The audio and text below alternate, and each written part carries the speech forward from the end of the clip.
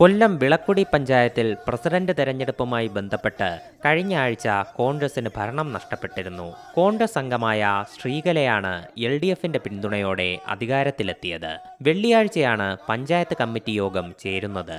പ്രതിഷേധ സൂചകമായി കോൺഗ്രസ് അംഗങ്ങൾ കറുത്ത ബാഡ്ജ് ധരിച്ചായിരുന്നു പങ്കെടുത്തത്.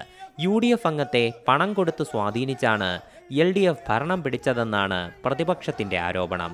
കൂറുമാറ്റത്തിലൂടെ അധികാരത്തിലെത്തിയ പഞ്ചായത്ത് പ്രസിഡന്റ് രാജിവെക്കണമെന്ന് യോഗത്തിൽ UDF ആവശ്യപ്പെട്ടു. ഇതിനെ ഇടതംഗങ്ങൾ ചോദ്യം ചെയ്തതിന് പിന്നാലെയാണ് കാര്യങ്ങൾ കയ്യാങ്കളിയിലേക്ക് നീങ്ങിയത്. സംഭവത്തിന്റെ ദൃശ്യങ്ങളും പുറത്തു വന്നിട്ടുണ്ട്.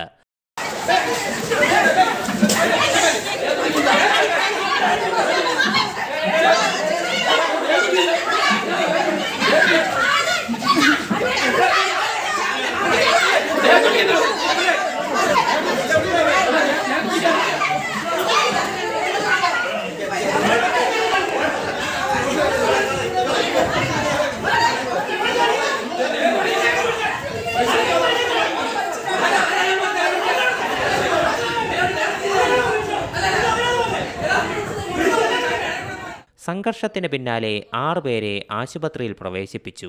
4 കോൺഗ്രസ് അംഗങ്ങളും 2 LDF അംഗങ്ങളുമാണ് പുനലൂർ താലൂക്ക് ആശുപത്രിയിൽ ചികിത്സ തേടിയത്. തുടർന്ന് സ്ഥലത്തെ ബ്ലോക്ക് കോൺഗ്രസ്, യൂത്ത് കോൺഗ്രസ് നേതാക്കളും പ്രവർത്തകരും കുന്നിക്കോട് പോലീസ് സ്റ്റേഷനിൽ പരാതിയുമായി എത്തി.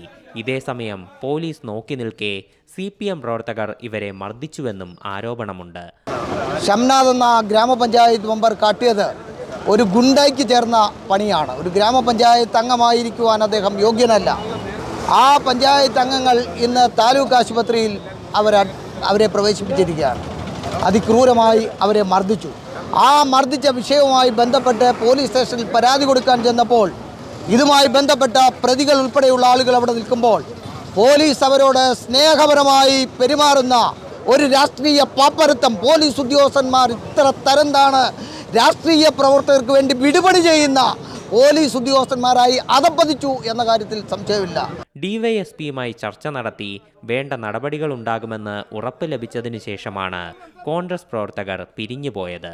തുടർന്ന് കുന്നിക്കോട് ജംഗ്ഷനിൽ പ്രതിഷേധ പ്രകടനവും സംഘടിപ്പിച്ചു. മലയാളം ന്യൂസ്, കൊല്ലം. പുതിയ വാർത്തകളും വിശേഷങ്ങളും ഇനി വിരൽ തുമ്പിൽ. എല്ലാ ഡിജിറ്റൽ പ്ലാറ്റ്ഫോമുകളിലും ഇപ്പോൾ മലയാളം ന്യൂസ് ലഭ്യം.